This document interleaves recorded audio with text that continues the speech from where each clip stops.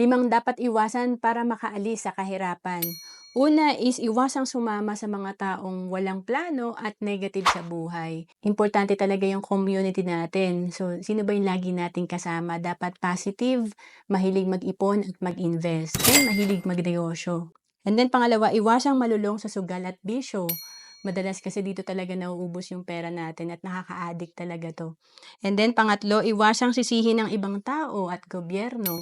Dapat maging responsable tayo. Huwag nating sisisihin yung mga kamag-anak natin or yung mga office mate natin bakit tayo mahirap. And then pang-apat, iwasan ng distraction.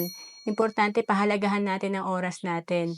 Halimbawa na lang, lahat tayo may 3 hours per day na extra time or spare time. Kung ito ay inaaksaya lang natin, 3 to 4 days din to sa isang buwan. So, pwede natin gamitin to para kumita tayo na extra. And panglima, itaas ang standard. Importante talaga sumasama tayo dun sa may narating na sa buhay para maging mentor natin sila. Itaas natin yung standard natin. To know more about savings and investment, message mo lang ako sa FB, Roanne Celis Capistrano.